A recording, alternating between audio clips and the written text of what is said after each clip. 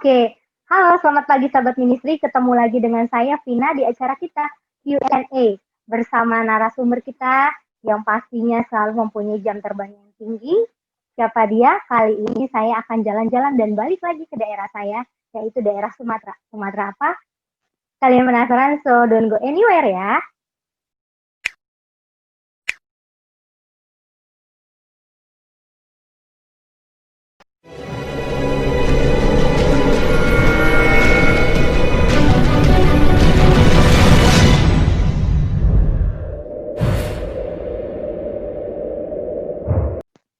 Oke, kembali lagi di acara kita Q&A with Vina. Nah, narasumber tadi saya sudah kasih bocoran sedikit.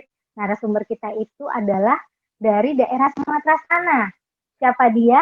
Penasaran?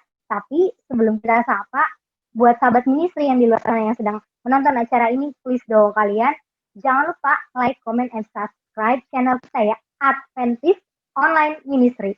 So, kalian akan jadi bagian yang paling terupdate dari video kita ini. Sehingga nama Tuhan dipermuliakan dengan adanya semangat-semangat kita dan testimoni yang akan diberikan para narasumber. Oke, nggak usah berlama-lama, kita akan langsung sambut aja narasumber kita ini ya. Narasumber kita ini jadi ngakunya masih berjiwa muda, tapi masih anak muda atau enggak, nanti kita sapa aja ya. Oke, kita akan langsung sapa aja Pendeta Freddy Hombing ya, kalau nggak salah. Koreksi kalau saya salah ya. Oke, halo Pastor. Halo, selamat pagi. Halo, selamat pagi. Oke. Iya. Gimana Pastor keadaannya? Sehat, puji Tuhan. Ya, ini masih stay at home ya? Kalau kita di sini sebenarnya dibilang stay at home juga enggak, dibilang sudah normal juga belum. Nah, jadi ya setengah-setengah lah, karena ibadah juga sudah berjalan seperti biasa. Oh, oke. Ibadah ya, sudah walaupun berjalan. seperti biasa, walaupun beberapa umat-umat Tuhan yang tua, yang muda masih memilih untuk ibadah di rumah. Oke. Nah, berarti yang penting pastor dan sekeluarga masih sehat ya? Ya, puji Tuhan. Itu yang kita harapkan selalu. Puji Tuhan. Ya. Oke, bagus. Oke nih, pastor. Ini sebelum kita Q&A nih, biasanya kita kan selalu ada nih, saya mau ngasih tahu aja kalau orang-orang yang nonton di sana, kita sebutannya tuh sahabat ministry. Jadi kalau pastor mau nyapa mereka juga, it's okay, nggak masalah. Berarti sahabat ministry selalu jadi yang terdepan untuk kita semua. Nah, pastor, seperti biasa kita langsung masuk aja ke acara Q&A kita ya. Nah, hal yang pertama nih, biasanya pertanyaan pertama itu pertanyaan yang selalu, kalau katanya orang-orang sih, ini selalu sama, mereka selalu hafal pertanyaan pertama itu. Nah, pertanyaan paling awal, pernah nggak nih terbersit di seorang, ini mohon maaf saya langsung sebut nama aja nih, mohon maaf ya, seorang Freddy gitu, seorang Freddy pernah nggak sih terbersit untuk jadi seorang pendeta? Kecemplungkah, cita-citakah, atau gimana nih? Boleh sedikit sharing mungkin Pastor?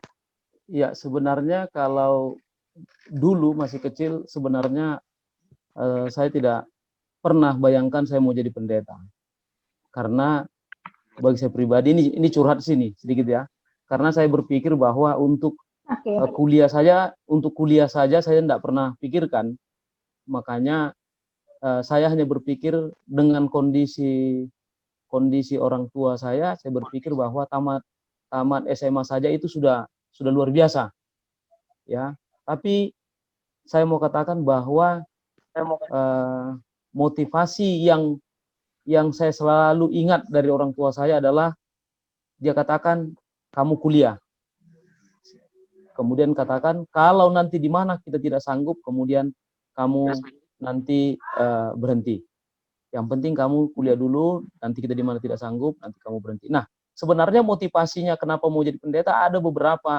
Sebenarnya sepertinya sudah memulai. Saya dulu sering diajak waktu pelayanan di kampung halaman kami di Rantau Prapat. Waktu itu hamba Tuhan almarhum pendeta J. Huta-Julu selalu ajak saya pelayanan sampai jauh naik Vespa, saya ingat betul. Itu jauh sekali itu. Daerah Padang Halaban namanya, ya.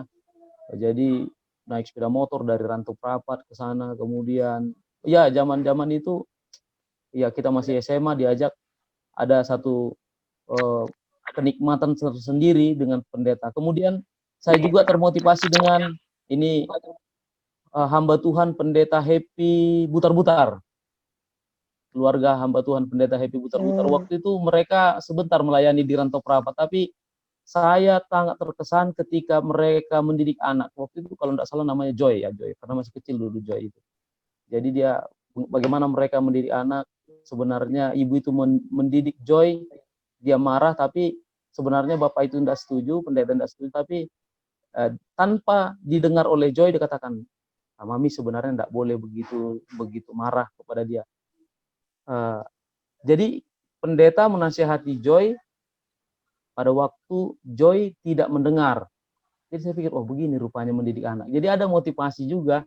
Ini bagus juga ini kalau jadi pendeta, saya pikir begitu. Jadi ada motivasinya. Ya itulah sedikit pengalaman memotivasi untuk menjadi seorang pendeta. Ya, terima kasih. Oke, Pastor sejauh ini nggak menyesal ya? Ya. Sejauh ini nggak menyesal ya, Pastor ya? Banget dinikmati ya? Ya, kita menikmatinya. Ya, menikmati menjadi seorang hamba Tuhan, pelayan, ya dengan semua dinamika pelayanan yang ada, ya, dinamika pelayanan yang ada. Ya, puji Tuhan banget.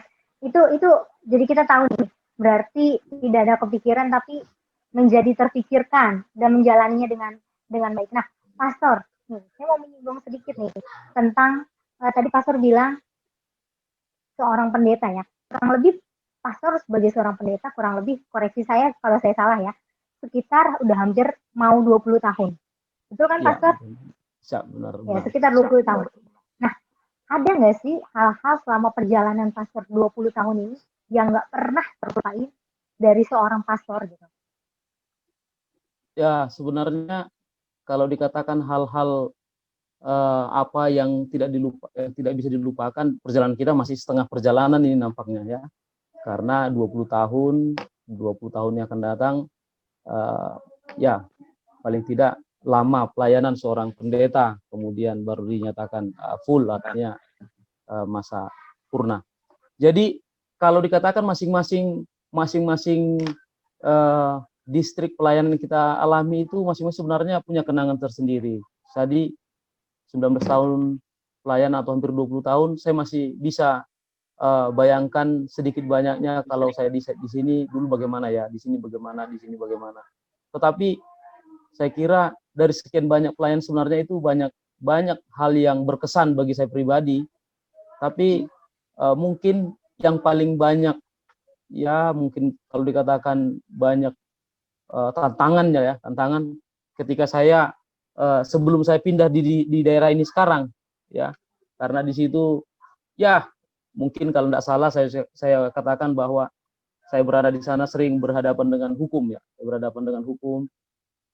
dan di situ menjadi sebuah pengalaman baru bagi saya ya, pengalaman baru yang saya juga tidak sebenarnya bukan orang pemberani sebenarnya, tetapi saya berpikir ini penting sekali untuk mengembalikan apa yang seharusnya menjadi milik gereja, sehingga itulah pengalaman-pengalaman yang kita alami ya.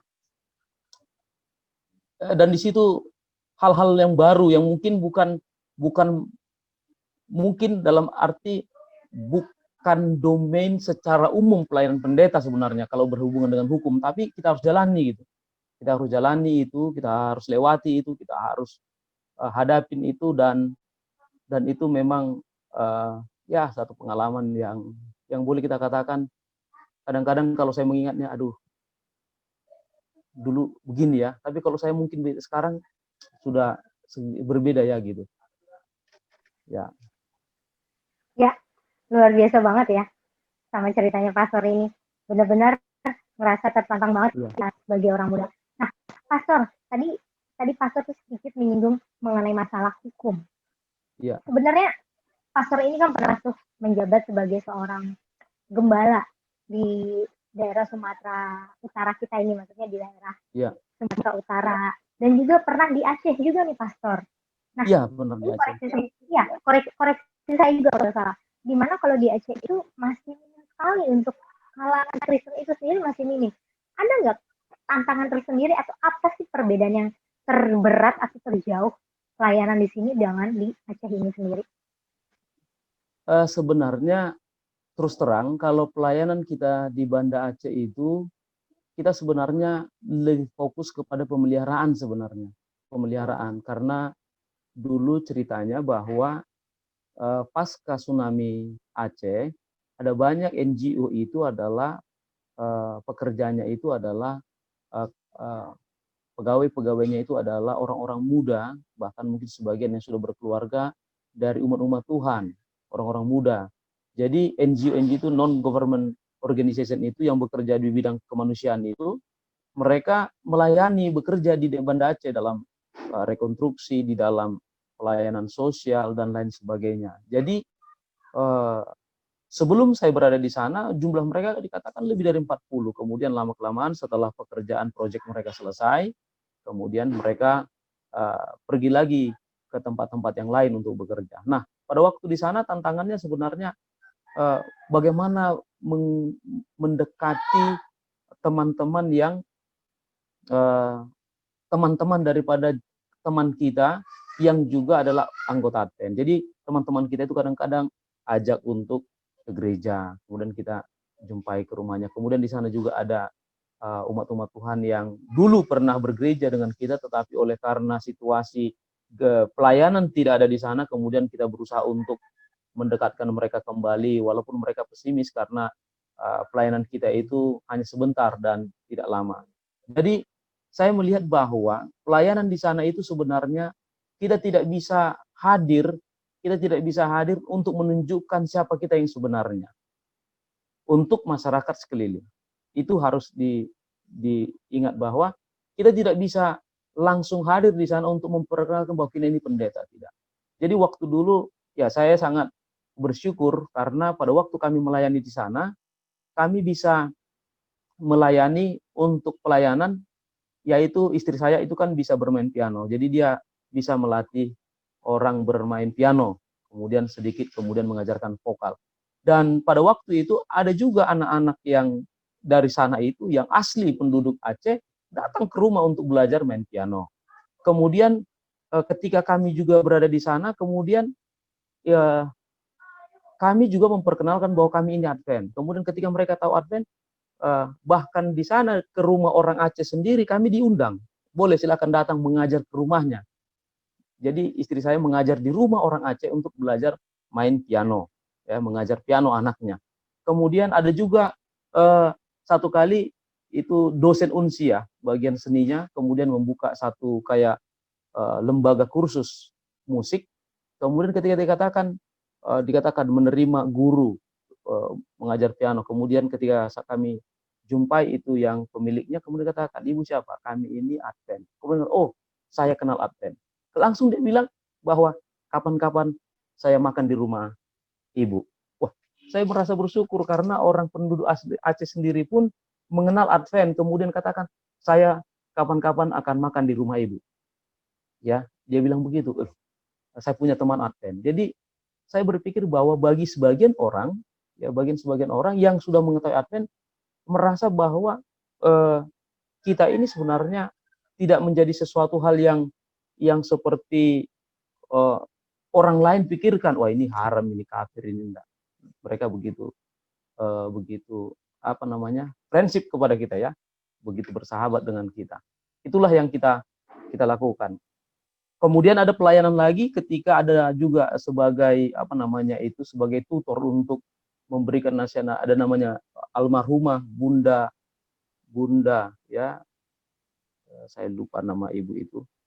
Kemudian kami sampai di rumahnya, kami bisa berdoa, kami bisa bernyanyi. Dia yang minta bernyanyi. Walaupun Bunda ini sebenarnya sudah memiliki sahabat-sahabat Advent dulu, termasuk Dr. Ruben Supit dan lain sebagainya. Banyak juga para pendeta yang dia kenal.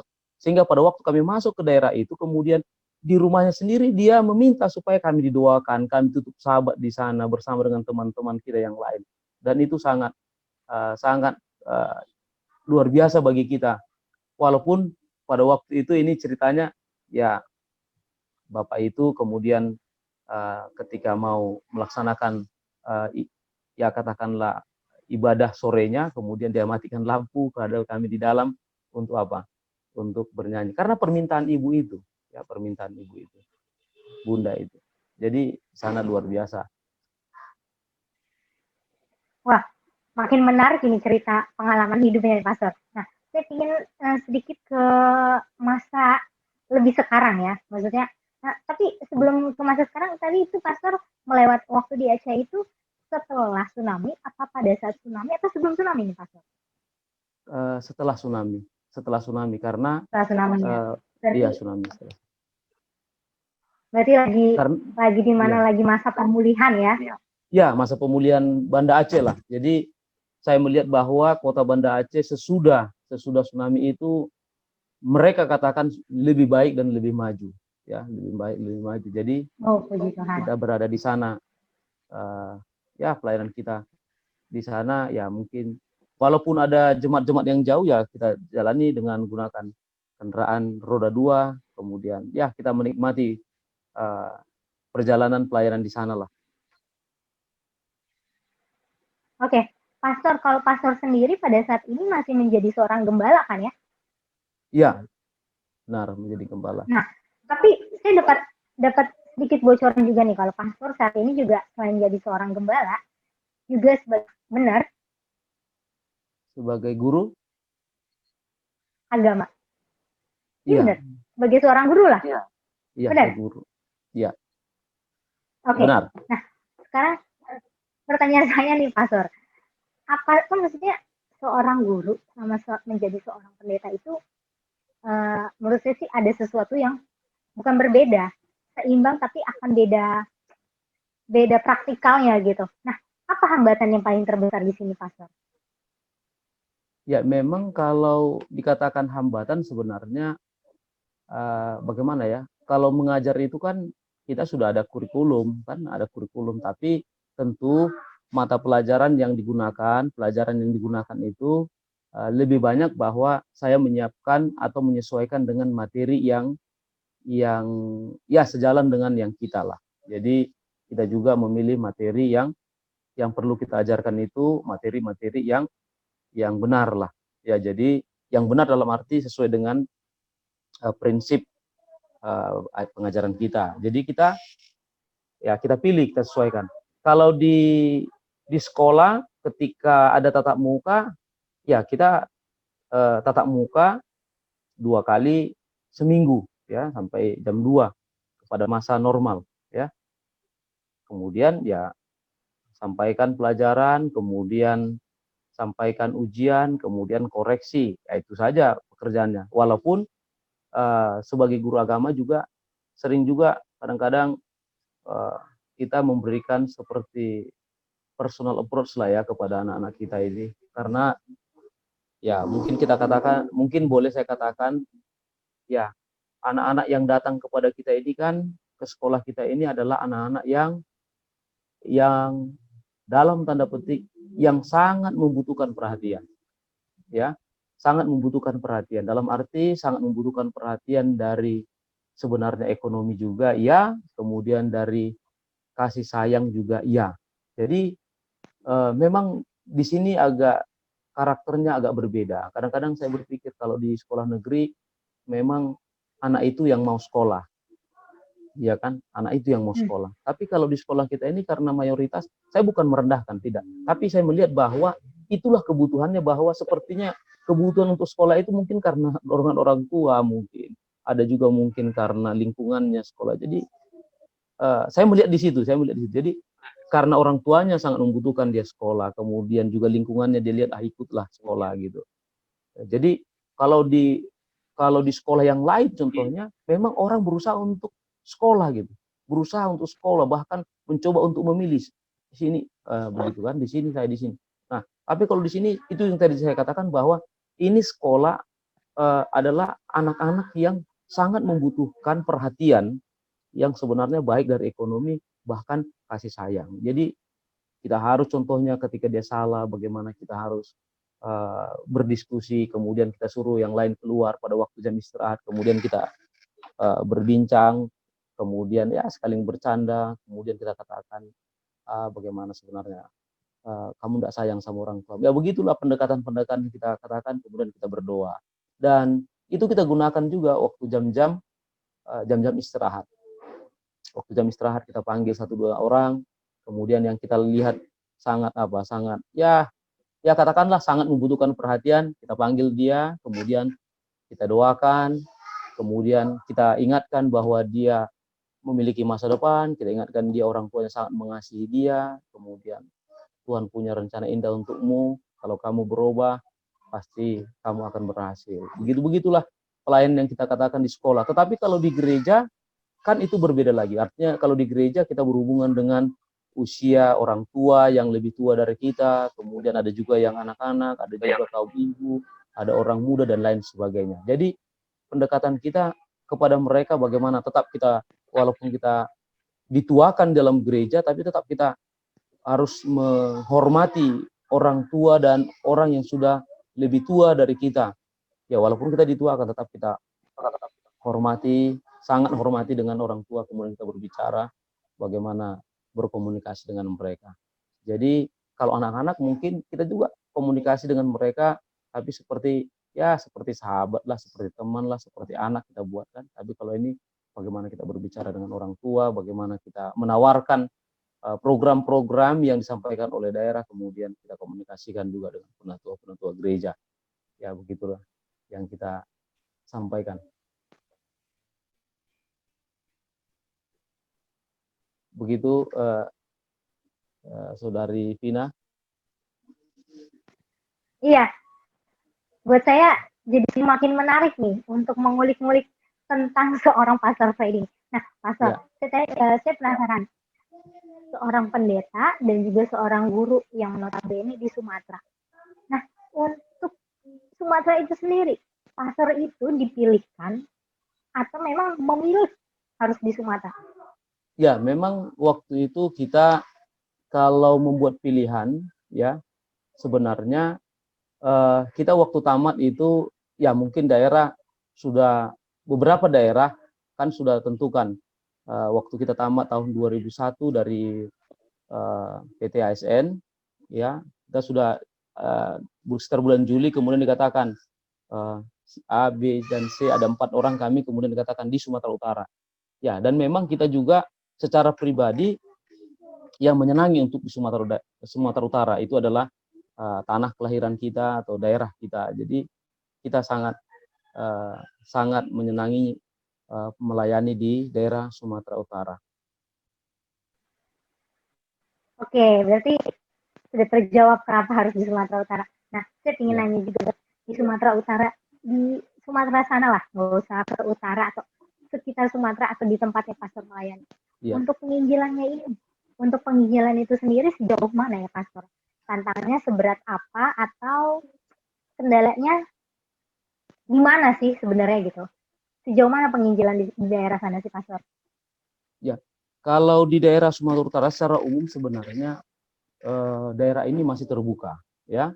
Daerah ini masih terbuka sehingga pelayanan-pelayanan yang kita sampaikan atau yang kita buat, artinya kita bukan berarti hanya saya ya, tapi teman-teman yang lain, secara umum daerah ini masih boleh dikatakan terbuka untuk penginjilan.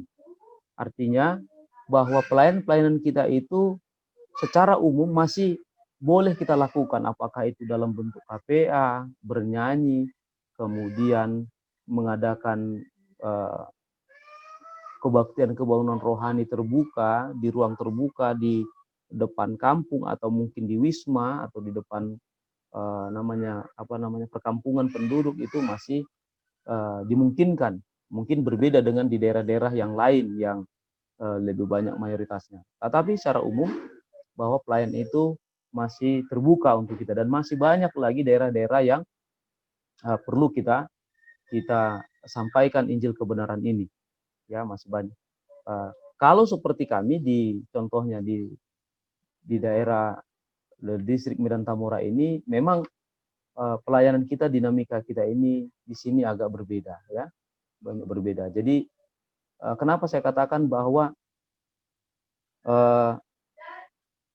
penginjilan kita di tempat ini salah satunya adalah memang harus lebih banyak perhatian kepada anak-anak kita, anak-anak didik kita, dan juga kepada orang tuanya. ya perhatian kita kepada anak didik dan orang tuanya. Dan inilah yang sebenarnya kebutuhan mereka yang sesungguhnya, ya kebutuhan mereka sesungguhnya, karena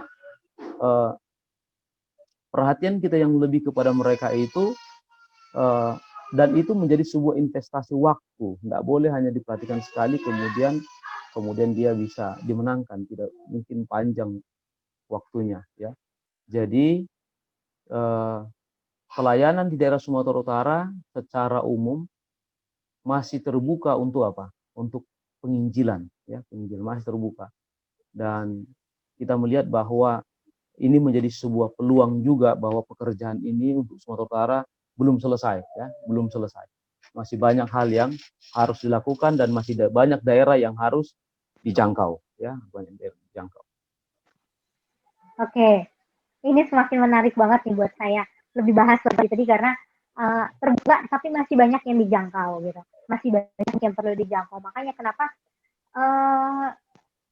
misionari ya, misionari ada salah satunya ada di daerah Medan sana ya, betul ya Pak Pen, ada di daerah Sumatera. Oke, ada berarti masih ada yang belum terjangkau karena waktu itu kami juga pelayanan ke daerah Walubung sana juga masih banyak banget yang bisa dijangkau.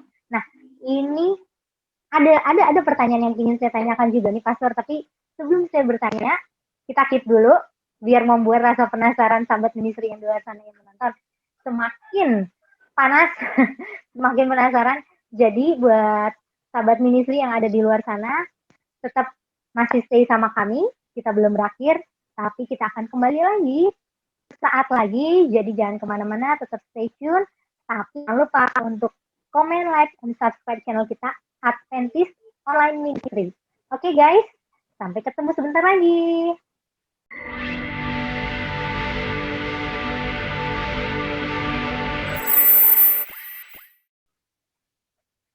Ya, kembali lagi bersama saya Vina dan juga bersama narasumber kita yaitu Pendeta Freddy Sihombing di acara kita Q&A bersama Pendeta Freddy Sihombing. Nah, nggak kerasa ya kita tadi udah balik lagi, udah banyak banget testimoni yang sudah dibagikan. Nah, tadi ada pertanyaan yang sedikit menyentil saya sebenarnya dari tadi, cuma saya rem. Pak Pendeta, tadi udah dijelaskan masalah penginjilan itu sendiri. Nah, kalau untuk masalah penginjilan di sana itu mana yang bukan lebih dominan sih, maksudnya tantangan terbesarnya itu lebih kemana? Ke anak muda kah? Ke orang tua? Atau ke anak-anak? Atau kemana nih Pak Pen? Ya, baik. Kalau di sini sebenarnya tantangan yang paling besar itu sebenarnya kepada orang muda, ya, kepada orang muda, karena orang muda ini kan lebih banyak saat ini, ya. Dan orang muda ini sebenarnya menjadi kesempatan kita untuk boleh bekerjasama atau ya berkomunikasi dengan mereka. Jadi sebenarnya kebutuhan kita adalah sasaran kita adalah bagaimana kita bisa menjangkau orang muda ini dengan menumbuhkan minat mereka. Jadi secara khusus memang saya harus katakan bahwa ini menjadi pekerjaan rumah yang besar bagi saya pribadi.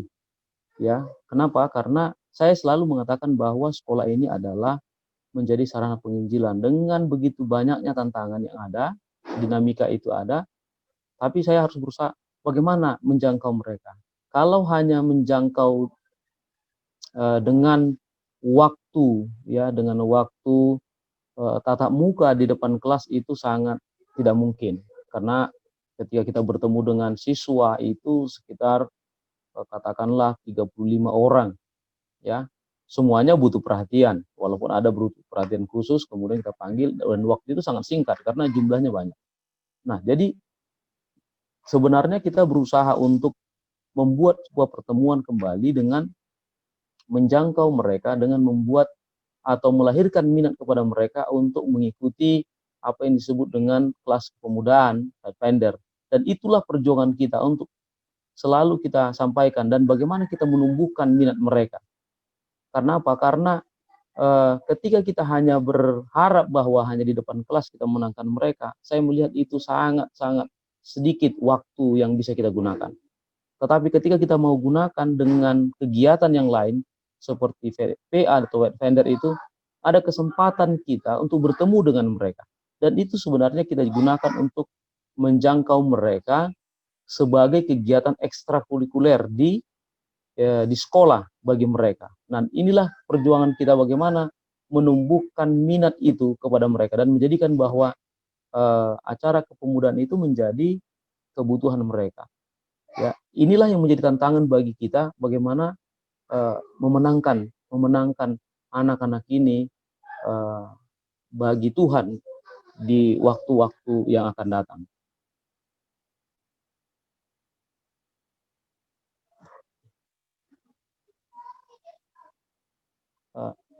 Maaf, saya tidak mendengar suaranya. Sorry. Itu yang menarik buat ya, oke. Sudah dengar kan?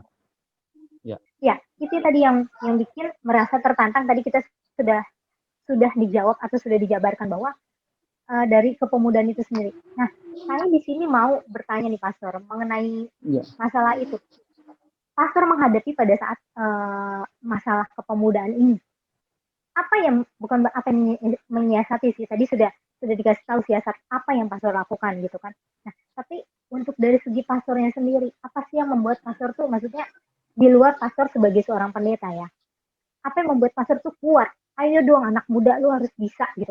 Apa yang membuat pastor ini tuh tergerak untuk, ya apakah karena pastor seorang pendeta atau ada motivasi lain gitu yang membuat mereka untuk ayo dong gitu, menumbuhkan mereka untuk bisa semangat lagi, untuk bisa lebih mengisi lagi atau lebih melayangkan atau memberitahukan tentang Tuhan gitu. Apa yang membuat pastor itu sampai sekarang tuh bisa stand? Ya, saya merasa bahwa orang muda ini kan menjadi aset, bukan saja aset bagi orang tuanya, tapi juga adalah aset bagi Tuhan ya. Jadi ketika mereka menggunakan banyak waktunya di dalam perkumpulan-perkumpulan yang membangun kepribadian mereka, itu dengan sendirinya saya berpikir bahwa itu akan dengan sendirinya akan melatih mereka disiplin di rumah, disiplin di sekolah, dan itu akan mengatur mereka, mendisiplin diri mereka sendiri. Ya, jadi kenapa saya berpikir bahwa mereka ini kan anak-anak Tuhan? Saya katakan bahwa mereka ini sangat membutuhkan perhatian, ya, sangat membutuhkan perhatian. Jadi kita berharap bahwa dengan mereka mengikuti contohnya pelayanan kegiatan yang kita lakukan, sebenarnya di situ adalah kesempatan bagi mereka untuk mereka juga memiliki kesempatan untuk melayani.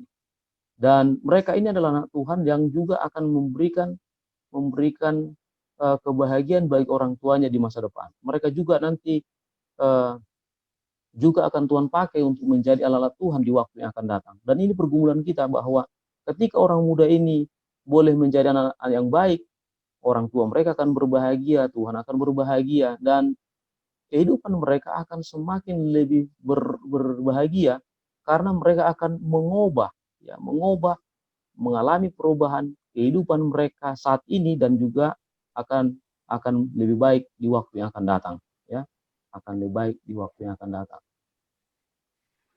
Ya, itu tadi saya pingin banget nih garis bawahi buat sahabat ministry. Tadi di mana bahwa bukan hanya pemuda, tetapi kita masing-masing mempunyai banyak peluang, mempunyai banyak kesempatan untuk menginjil. Nah, itu yang mendasari Pak Pendeta tuh bahwa kita punya potensi. Jadi buat sahabat ministry yang di luar sana, itu bagus banget pelajarannya, itu misinya indah banget. Nah, Pastor, jadi kita kembali lagi nih, sedikit nih, kita balik lagi ke Pastor sebagai seorang guru. Nah, kalau untuk pelayanan di bidang sekolah itu sendiri, itu gimana Pastor? Apakah itu kan karena kapasitasnya mereka tuh bukan anak muda malah ya, anak remaja. Ya, lebih susah mereka atau gimana? Bagaimana? Boleh di?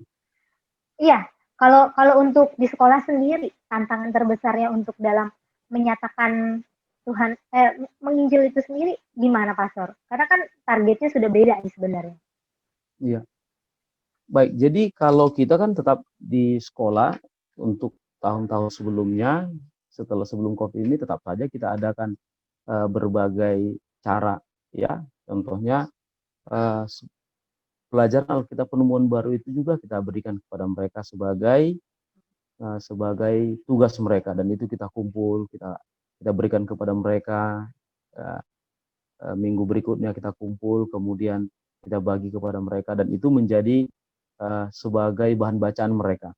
Kemudian setiap hari Rabu juga kita adakan chapel, ya, kebaktian bersama.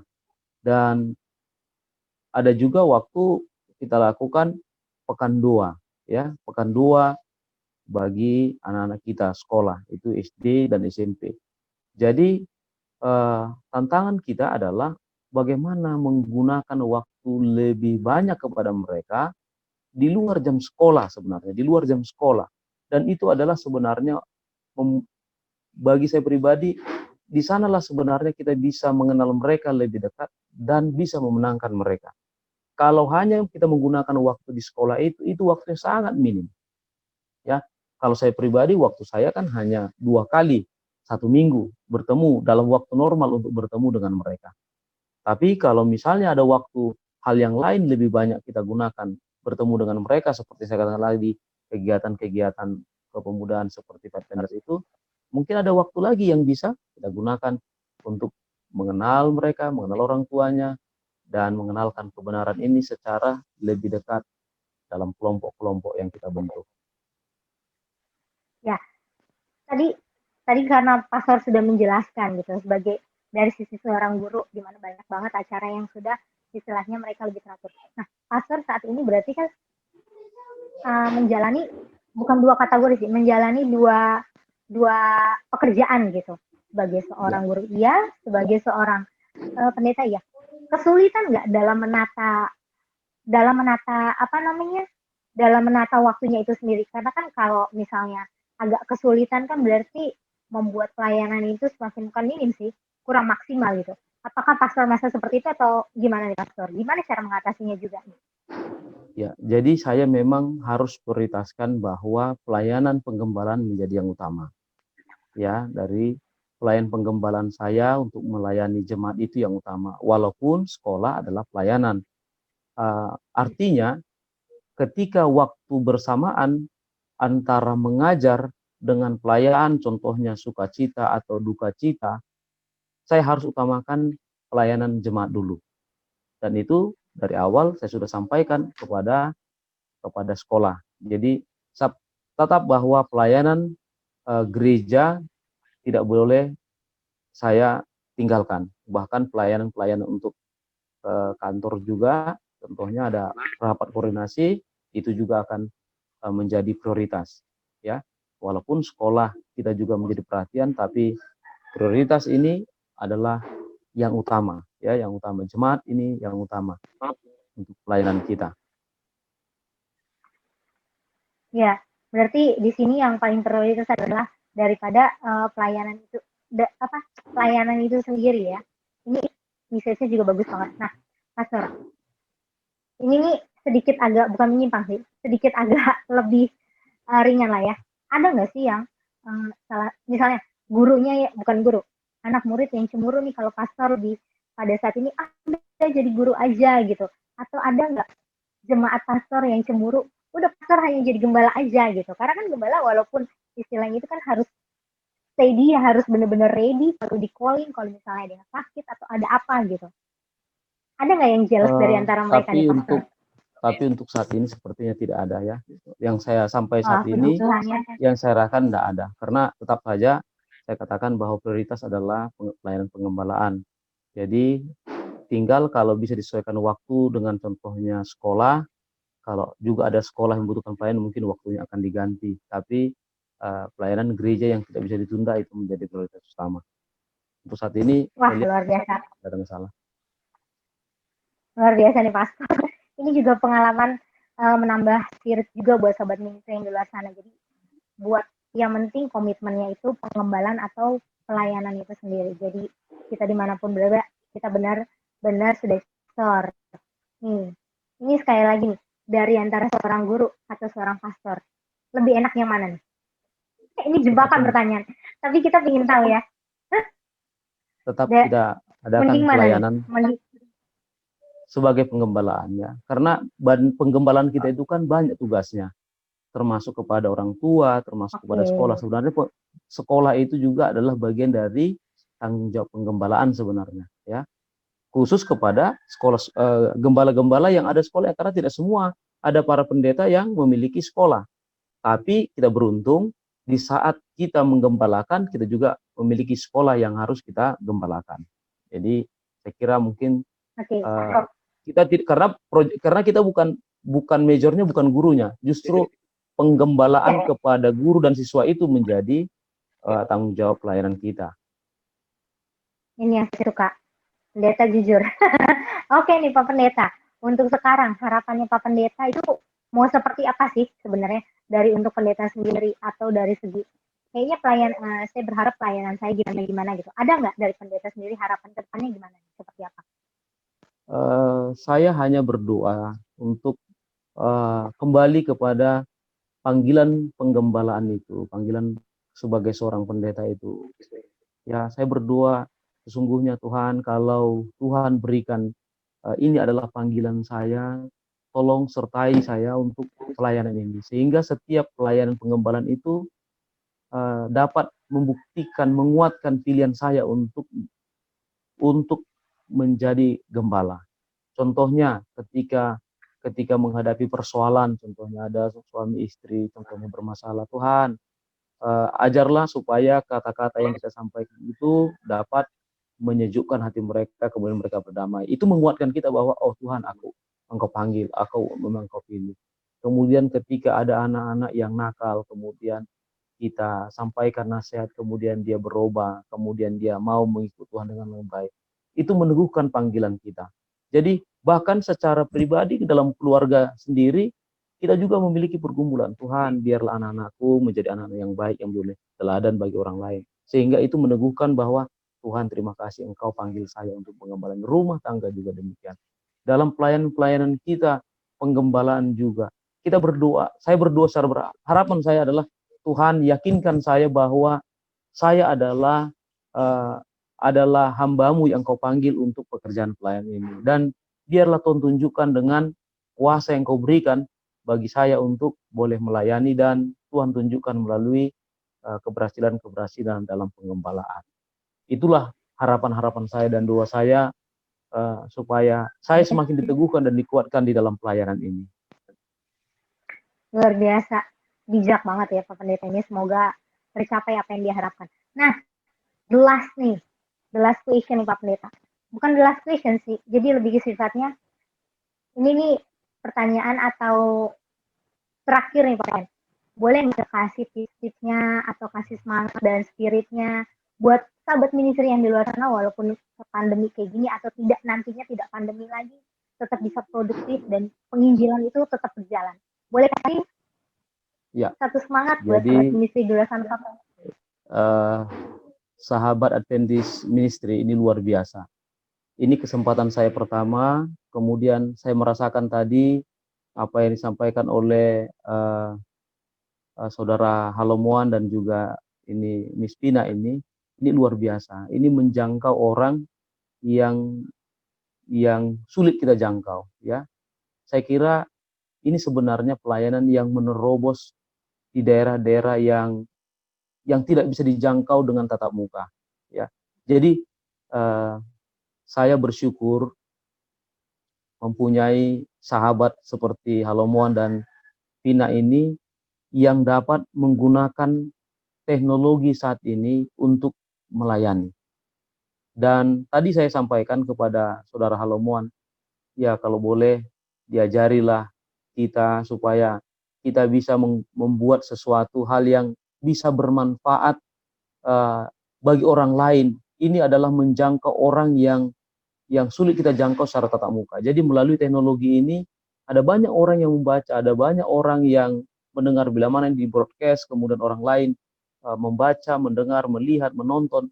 Ini orang lain akan bisa termotivasi, kemudian semakin rindu untuk melayani Tuhan. Jadi terpujilah nama Tuhan atas talenta, ilmu yang saudara-saudari miliki, sahabat Adventist Ministry ini, dan tetap semangat, gunakan talentamu untuk kepujian dan kemuliaan bagi nama Tuhan saja dan memajukan pekerjaan Tuhan melalui gereja dan organisasi ini. Ya, terima kasih banyak Pak Pendeta. Dan tuh, tadi Pak Pendeta udah bilang semuanya bisa.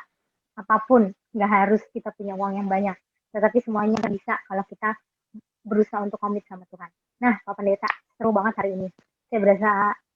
Saya bersyukur banget bisa punya jadwal nih sama Pak Pendeta di tengah-tengah kesibukannya yang luar biasa. Amin. Saya masih bisa untuk berbagi sharing nih buat Pak Pendeta. Semoga sharing ini bisa menguatkan sahabat ministry yang di luar sana, yang mungkin saat ini sedang jenuh dengan pandemi, tapi tetap semangat dengan mendengar kesaksian dari Pak Pendeta ya, Pak Pendeta.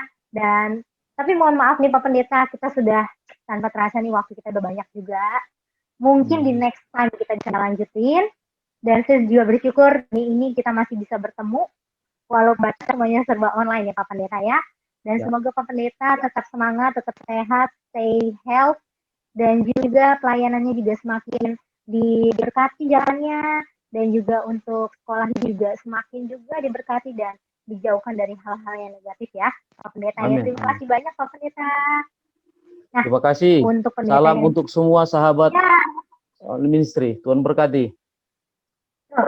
Tetap semangat. Sahabat ministry itu disapa. Terima kasih Pak Pendeta. Tuh sahabat ministry kalian disapa sama Pak Pendeta. Jadi buat sahabat ministry yang ada di luar sana, gak kerasa acara kita sudah berakhir ya. Dan semoga apa yang menjadi perbincangan kita pada hari ini, apa yang menjadi sharing, kami mohon maaf kalau ada salah-salah kata, biarlah itu dibuang jauh-jauh daripada pembicaraan kami, tetapi apa yang menjadi kemajuan, apa yang menjadi semangat, biarlah itu kita bagikan ke sesama kita, karena itulah yang harusnya kita bagikan. Kita membuang yang jelek, tapi kita membagikan sesuatu yang baik. Nah, Pak Pendeta, sekali lagi terima kasih untuk waktunya, untuk kerjasamanya. Mungkin kalau misalnya next time kita hubungin balik, karena sesuai dengan request, misalnya, boleh ya Pastor ya, kita ganggu lagi ya waktunya ya Pastor ya. Oke, terima kasih Pastor. Salam buat keluarga di sana. Terima kasih. Oke, untuk sahabat ministry, sampai di sini acara kita. Tapi sebelum saya closing, saya mau ngasih satu invitation nih. Tadi kita sudah ketemu sama Pendeta Freddy. Beliau aja ada di Sumatera sana, tidak terbatas waktunya, tidak menjadikan itu sebagai suatu halangan untuk berbagi sharing kita. So, untuk pendeta yang masih ada di luar sana, tunggu ya invitation dari kami. Jangan pernah menolak, ya. Kita akan sempatkan waktu kita. Jadi untuk kalian yang ada di luar sana, sekali lagi tebarkan kasih, bagikan iman, tetap setia sampai Tuhan datang. Tuhan memberkati. Tuhan memberkati.